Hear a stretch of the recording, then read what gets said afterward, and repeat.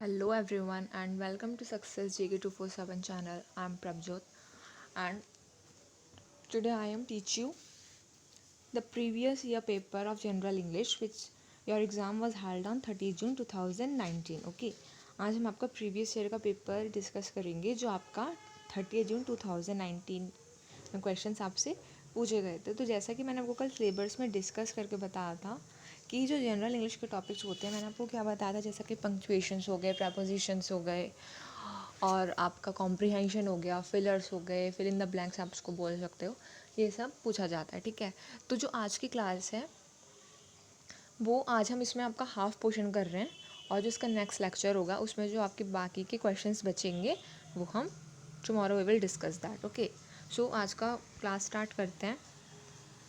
सो देखिएगा, first question क्या है आपका,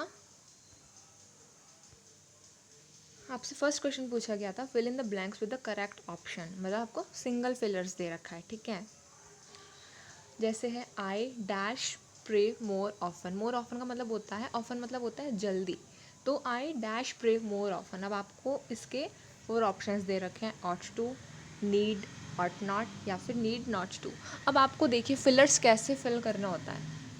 एक तो आपको देखना है कि जो वर्ड आपका ग्रामेटिकली और कॉन्टेक्चुअली करेक्ट हो। ठीक है, और ऊपर से आपको देखना है कि उस वर्ड का मीनिंग भी इस सेंटेंस में फिट होना चाहिए। जैसा I dash pray more often, मतलब इसमें कोई पॉजिटिव वे में बता रहे हैं। आप प्रे करते हो किसी के लिए तो आप पॉजिटिविटी के लिए करते हो ना, उसके नेगेटिविटी के लिए तो नहीं करते हो। सो इसमें क्या हो जाएगा, आपका 4 ऑप्शंस में से आपका इसमें करेक्ट आंसर होगा ऑट टू, मतलब I ought to pray more often, मैं बहुत जल्दी प्रे करता हूँ किसी भी चीज़ के लिए लेकर। जब आपके साथ कुछ भी नेगेटिव चीज़ हो रही होती है, whenever there is something negative, तो हमारे माइंड में थॉट क्या आता है, हम प्रे करते हैं गॉड से, तो आपका क्या है वो पॉजिटिव साइन है, तो इसमें आपका नॉट तो नहीं आएगा। इसमें आप एलिमिनेशन मेथड लगा सकते हो पिलर्स में, मतलब आपको ऐसा वर्ड लिखना है जो नेगेटिव ना हो, तब आई ऑट नॉट तो नहीं लगा सकते हो, नीड नॉट टू भी नहीं लगा सकते हो। अब अगर आप लिखते हो B option, I need pray more often, तो यह कोई आपका सेंटेंस बन रहा है आई नीड, नीड का मतलब होता है ज़रूरत, तो यहाँ पर ये तो है नहीं। इसमें आउट ऑफ 4 ऑप्शन से आपका कौन सा हो जाएगा, ए ऑप्शन हो जाएगा। ठीक है, I ought to pray more often, this is very simple. इसमें कुछ भी नहीं है, जनरल इंग्लिश आपकी बिल्कुल सिंपल है। इसमें आप इजीली आउट ऑफ 20 18-19 मार्क्स आप इजीली स्कोर कर सकते हो अगर आपको रूल्स याद है ग्रामर के, अगर आपकी वोकैबुलरी अच्छी है तो this is not too much difficult. Okay, चलिए अब सेकंड क्वेश्चन पर बढ़ते हैं। सेकंड है आपका fill in the blank with suitable option given below. The town I come from is so small that you probably won't find it dash a map. मतलब क्या बोल रहा है sentence, the town I come मतलब मैं जहाँ से आया हूँ वो बहुत ज़्यादा छोटा है, इसका मतलब इतना छोटा है कि आपको उसको मैप में फाइंड करने की ज़रूरत नहीं है। And the option uh in, at, on, with, आपका सब क्या है प्रपोजिशन है। जैसे मैंने आपको कल बताया था, आपके प्रपोजिशन जैसे होता है upon, with, into, upon, over, ये सब आपके क्या होते हैं प्रपोजिशन। सो इसमें here are the option uh in, at, on, with. So जो आपका इसमें करेक्ट आंसर होगा वो होगा आपका आंसर सी। अब आंसर सी क्यों होगा मैं आपको बताती हूँ, देखिए। अब आप ये तो नहीं लिख सकते हो the town I come from is so small that you probably won't find it with the map. With the map मतलब उसके साथ विद, अब हेल्पिंग तो नहीं है ना यहाँ पे कुछ, मतलब विद अ मैप नहीं होगा। यहाँ पर आपका ऑप्शन होगा एट अ मैप भी नहीं हो सकता, यहाँ पर होगा ऑन अ मैप। जब आप किसी चीज़ को कुछ देख रहे हो, जब आप किसी चीज़ पर ढूंढ रहे हो तो उसमें ढूंढ रहे हो ना उस चीज़ के ऊपर, मतलब आपका क्या हो जाएगा answer number C, that is on. आप ज़रा इसमें और जो आपके ऑप्शंस दे रखे हैं वो आप एक बार खुद फिट करके देखो, आपका वो कॉन्टेक्चुअल एंड ग्रामेटिकली करेक्ट नहीं होगा, क्योंकि हमें बहुत सारे ऑप्शंस, क्योंकि एग्जामिनर जो होता है आपको यही ऑप्शंस ऐसे देता है जिससे आप मोस्टली स्टूडेंट्स क्या हो कंफ्यूज हो, आपको लगेगा ये ऑप्शन भी हो सकता है या फिर इधर ये हो सकता है या फिर ये हो सकता है, बट ऐसा नहीं है। आपको पहले क्या करना है, आपको पहले सेंटेंस समझना है कि वो बोल क्या रहा है, what is examiner is asking from you. Okay, so इसमें हो जाएगा आपका ऑन। चलिए इसमें आपका करेक्ट आंसर क्या बताया मैंने, ऑन। इसमें आपका क्या बताया था, आई ऑट टू। ठीक है, चलिए अब नेक्स्ट स्लाइड पर चलते हैं। नेक्स्ट है आपका fill in the blank with the suitable option. देखिए आपका फिलर्स ही है इस वाले जो आज की मैं क्लास आपको करवा रही हूँ, इसमें आपको जनरली फिलर्स है, जो आपके बाकी के क्वेश्चन है जैसा कि मैंने आपको बोला we will discuss in further class. Okay, इसमें आपका क्या है, fill the blank with a suitable option. He went to the meeting in a casual suit dash wasn't a smart thing to do. क्या बोल रहा है, जब वो मीटिंग में गया तो उसने क्या पहना था, कैजुअली ड्रेसअप हो रखा था वो, ठीक है. Dash wasn't a smart thing to do. Who wasn't, one wasn't, where wasn't, या विच वाजंट. मतलब अब जब किसी मीटिंग में जाते हो तो आपका एक ड्रेसिंग सेंस होता है, उसमें आपको, अब आप पार्टी में जा रहे हो सपोज किसी, तो आपको ड्रेसिंग सेंस अलग होगा. बट आप किसी अपने प्रोफेशनल पर्पस से जा रहे हो तो आपका ड्रेसिंग सेंस ऑब्वियसली अलग होगा. तो इसमें आपका क्या ऑप्शन दे रखे हैं, हु, व्हेन, वेयर, विच. तो इसमें आपका हु तो नहीं लगेगा, व्हेन भी नहीं होगा, वेयर भी नहीं होगा. इसमें आपका जो होगा ऑप्शन नंबर डी आपका सही हो जाएगा. ठीक है, डी आपका क्या दे रखा है, विच. तो आपका सेंटेंस क्या बनेगा, he went to the meeting in a casual suit which wasn't a smart thing. मतलब वो चीज़ एक गलत उसमें है, मतलब नहीं होना चाहिए. वेयर तो नहीं आएगा, वेयर आप किसी प्लेस के लिए यूज़ करते हो. वैन टाइम के उससे यूज़ करते हो. हु किसके लिए, हु आर यू, कौन हो तुम. सो ये आपके तीनों ऑप्शन एलिमिनेट हो जाएंगे. तो and the remaining option is D. So your correct answer is D. Okay, next fourth question is which word is closest in meaning to the underline word in the sentence. आपको एक sentence दे रखा है, उसमें the one word is underlined. Okay, so let us read the sentence. In such a needful situation, one should learn to adjure instead of conjuring excuses. मतलब हमें एक ऐसी सिचुएशन जब हमारे सामने आती है तो हमें उसमें क्या करना चाहिए. जब आपके सामने कोई ऐसी सिचुएशन आ गई है तो आपको उसके साथ हैंडल करना होता है. ठीक है, इसका मतलब ये नहीं कि आप उस सिचुएशन को भाग जाओगे, उससे पीछे हट कर. नहीं, आपको you have to face it. So and the options are ignore. आप इग्नोर करोगे सिचुएशन को, नो, नेवर. आर्ग्यू करोगे, आप उससे लड़ोगे, नहीं. अपील, अपील का मतलब होता है आप किसी चीज़ को मतलब अपील कर रहे हो उस चीज़ के लिए. ठीक है, कमांड, कमांड तो नहीं करोगे, कमांड मतलब ऑर्डर दे रहे हो आप उस सिचुएशन को, नहीं. So here adjure means appeal. ठीक है, ये word one of the important word is it, that is adjure. ये काफ़ी पेपर में पूछा जाता है. तो the fourth question is important, market. Okay, आपका इसमें मैंने आपको क्या आंसर बताया, सी, अपील. ओके, चलो अब नेक्स्ट क्वेश्चन पर चलते हैं. नेक्स्ट है आपका fill the blank with a suitable option and let us read the sentence. There dash likes to live in isolation and doesn't respond in dash to unexpected visits. There dash like, इसमें देखो आपके double fillers दे रखा है. जैसे मैंने पहले questions करे वो क्या था, आपका सिंगल फिलर था. मतलब आपको एक क्वेश्चन ब्लैंक दे रखा था, उसमें बस आपको वन फिलर फिल करना था. इसमें क्या है, आपका दो फिलर्स गिवन है. ठीक है, and the sentence is there dash likes. There like comma type, second is type और like. C is kind and kind. D skin and claim. इसमें देखो आपको मोस्ट कन्फ्यूजन वर्ड्स भी दे रखा है. अब आपको लगेगा कि कहाँ कौन सा ऑप्शन सही है, बट आपको उसमें देखना है हर वर्ड को फिट करके. Okay, so here the correct option is B, that is type and like. देखिए कैसे होगा आपका टाइप और like. There type likes to live in isolation and doesn't respond in like to unexpected visits. अब आप type तो नहीं लिख सकते हो आप, मतलब टाइप क्या, टाइप का मतलब होता है कितने प्रकार के हैं वो, कितने टाइप के हैं, कितने कैटेगरीज के हैं. तो यहाँ पर आपका ऑप्शन नंबर बी हो जाएगा. There dash likes, wait a second, okay, yeah. So their type likes to live in isolation and doesn't respond, और से respond नहीं करा किसको, in like to unexpected visits. okay, clear. अगर आपको कोई भी डाउट होता है किसी भी रूल से रिलेटेड या किसी भी क्वेश्चन से related, so you can ask in the comment section. Okay, you are free to ask anything related to questions. चलिए सिक्स्थ क्वेश्चन है आपका, change the sentence from reported speech to direct speech. आपको जो sentence दे रखा है वो reported speech में दे रखा है और आपको क्या करना है, उसको डायरेक्ट स्पीच में कन्वर्ट करना है, चेंज करना है.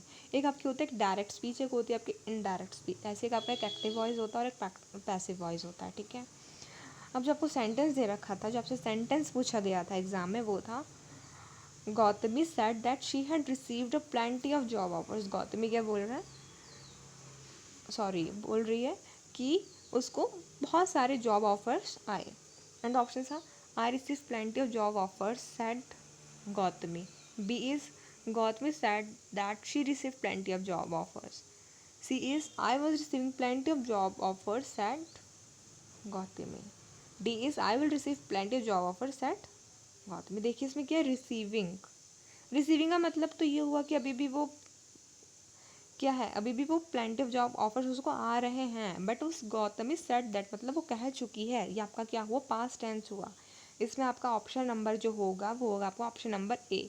अब ये ऑप्शन आपका क्यों होगा, क्योंकि आपको उसमें पास्ट टेंस में पूछा गया है। गौतमी सेड दैट, इसका मतलब से नहीं बोल रही है, क्वेश्चन आपको से नहीं बोल रहा है, क्या बोल रहा है, गौतमी सेड दैट मतलब पास्ट टेंस है, तो आपका पास्ट मतलब ईडी आता है आपका। अब देखिए आपका क्या हो सकता है, आपको डायरेक्ट स्पीच में बदलना है, जो बिल्कुल आपका एक सेंटेंस दे रखा है आपको उसको बिल्कुल डायरेक्ट उसमें बोलना है। तो क्या हो जाएगा, I received plenty of job offers said Gautami, मतलब मेरे को बहुत सारे जॉब ऑफर्स आ रहे हैं, ऐसा कि गौतमी ने बोला। अब आई वॉज रिसीविंग मतलब मैं रिसीव कर रही थी, तो नहीं होगा ऐसा, ठीक है।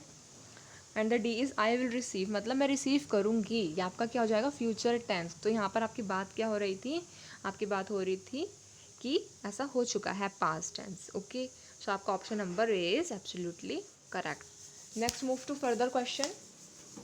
Further question is fill in the blank with the correct option. We cancelled a outing dash because it was raining. B option is if it would have rained. C is option is when it will rain, and D option is as it will be raining. तो आपका इसमें correct option क्या हो जाएगा, इसमें आपका option number D होगा correct. Why, देखिए as it will be raining we cancelled our outing, हमने अपनी आउटिंग कैंसिल कर दी। आपका का ये प्लान था जाने का, and you have cancel your plan. So why have you cancel your plan, because raining हो सकती है, रेनिंग हो रही थी। बिकॉज इट वॉज रेनिंग नहीं, बिकॉज इट वॉज रेनिंग नहीं होगा। If it would have rain मतलब अगर रेन होगी तो आप कैंसिल कर दोगे प्लान जाना, बट आप बोल रहे हो कि आप कैंसिल कर चुके हो पहले से ही, तो बी ऑप्शन आपका यहाँ पर एलिमिनेट हो जाएगा। सी ऑप्शन आपका व्हेन इट विल रेन मतलब जब रेन होगी, जब आप कैंसिल करोगे। बट आप क्वेश्चन क्या बोल रहा है, द क्वेश्चन इज आस्किंग कि वी कैंसिल्ड अवर आउटिंग, आप कैंसिल कर चुके हो because as it will be raining, because आप रेनिंग हो रही थी। तो option number D is correct. Okay, समझ आ रहा है, hope so.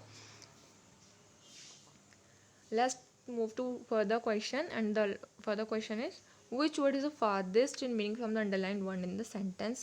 He is illiterate so don't expect miracles out of him just yet. क्या है, which word is farthest in the meaning from the underlined word, मतलब एक आपको word दे रखा है, अंडरलाइन हो रखा है, वो illiterate। अब आपको बताना है farthest मतलब जो उसके नियरेस्ट मीनिंग है। नियरेस्ट मीनिंग क्या है, एंड ऑप्शन था इग्नोरेंट, इनोसेंट, एजुकेटेड और अनकल्चर्ड। अब यहाँ पर आपका अनकल्चर्ड से तो रिलेटेड कुछ है नहीं। अब आपको क्या बोल रहे हैं, सेंटेंस का मीनिंग क्या है, पहले आपको सेंटेंस का मीनिंग समझना है। ही इज़ इलिटरेट, वो इतना इलिटरेट था कि वो कोई मिराकल में सब होता है एकदम, कोई आपका जादू जिसको आप हिंदी में बोल सकते हो। He is illiterate so don't expect miracles out of him just yet. अब ही इतना इग्नोरेंट तो नहीं था कि भाई वो उसको मिराकल ही एक्सपेक्ट ना कर पाए। वो इनोसेंट है, वो नहीं, वो इतना इनोसेंट था। इनोसेंट मीन्स वो बहुत ज़्यादा सोबर, मतलब इनोसेंट बहुत ज़्यादा भोला था वो एक तरह से। So don't expect miracles out of him, so आप उससे इतने मिराकल्स नहीं एक्सपेक्ट कर सकते हो। अब ये तो होगा नहीं इज़ एजुकेटेड सो डोंट, अगर वो एजुकेटेड है तो आप उससे मिराकल्स क्यों नहीं एक्सपेक्ट कर सकते। अब आपको यहाँ पर इस सेंटेंस में क्या करना था, देखो इसमें हमने क्या करा, आपका आपने जो आपने आंसर टिक करा है बी ऑप्शन क्या था हमारा, इनोसेंट। इनोसेंट आपने क्या देख कर टिक करा कि हमें ऐसा वर्ड फिट करना है सेंटेंस में जो आपका मीनिंग बना दे सेंटेंस का। So he is innocent so don't expect miracles out of him just yet. This is very simple, this is nothing at all. Okay, बहुत ईजी चीज़ है ये। अब चलिए अब नेक्स्ट उस पर चलते हैं। नेक्स्ट है आपका identify the meaning of the underline phrase. एक आपको फ्रेज दे रखा है, जैसे आपकी ईडियम एंड फ्रेजेज होता है, फ्रेजेस भी आपके एग्जाम में काफ़ी बारी पूछे जाते हैं, ठीक है। सो आपको एक सेंटेंस दे रखा है, the lawyers argument fell flat on the जज। तो जो लॉयर का आर्ग्यूमेंट था फेल फ्लैट ऑन द जज, and the options are had no effect, had great influence, had a considerable charm and had the opposite effect. अब जो आपको ये वर्ड अंडरलाइन होकर दे रखा है, इसमें आपको इसका मीनिंग बताना है। तो आपका ये ऑप्शन ए तो होगा नहीं, क्यों नहीं होगा, वाई? एग्जामिनर आपसे ऐसे ही पूछता है जो आपको लगेगा कि इस फ्रेज़ का मतलब ये भी हो सकता है, ये भी हो सकता है। आपको इडियम एंड फ्रेजेस तो लर्न करने पड़ेंगे और आपको सेंटेंस के अकॉर्डिंग ही पढ़ना पड़ेगा, ठीक है। इसमें आपका ऑप्शन नंबर सी होगा correct, had a considerable charm, the lawyers argument fell flat on the जज, fail flat, wait a second, okay, the lawyers argument had a considerable charm on the जज। Next आपका fill in the blank with suitable option. The last question is using his binoculars he could spot dash US cargo ship in the distance. Cargo ship एक आपका ship का type दे रखा है, नाम दे रखा है, एंड इसमें आपका ये आर्टिकल्स है, okay, A and the last is no article required. अब आपका एन कब आता है, आपका जब कोई वर्ड आपका AIOU से शुरू होता है, जब आपका क्या होता है, ये आपके वॉवल्स होते हैं, AIOU आपके क्या होते हैं, वॉवल्स होते हैं, ठीक है। So using is binoculars he could spot, इसमें आपका कोई भी आर्टिकल फिट नहीं होगा, वाई? बिकॉज यहाँ पर आपको क्या बोल रहा है, using is binocular he could spot a US, तो नहीं लिख सकते हो आप, एक यूएस एक कंट्री का नाम है, एक हमारे एक बहुत बड़े कॉन्टिनेंट समझ लो आप जिसको, वो है उसका नाम है, तो यहाँ पर आप तो नहीं लिख सकते हो, एंड नहीं लिख सकते हो, यहाँ पर आपका द भी नहीं आएगा। So here the answer is D, that is no article required. Using his binoculars he could spot, no article required, मतलब यहाँ पर कोई भी आर्टिकल नहीं आएगा। तो आपका सिंपल सेंटेंस क्या बन जाएगा, using his binoculars he could spot US cargo ship in the distance, okay. So आज हमने इसके सिर्फ ओनली 10 क्वेश्चंस डिस्कस करें, and the remaining 10 questions we will discuss in the next class. So guys, it's my request, so please do and like, subscribe the channel and share the video to your friends। और अगर आपको कोई भी confusion होती है तो आप वो comment section में पूछ सकते हो, okay। So that's it for today, thank you everyone।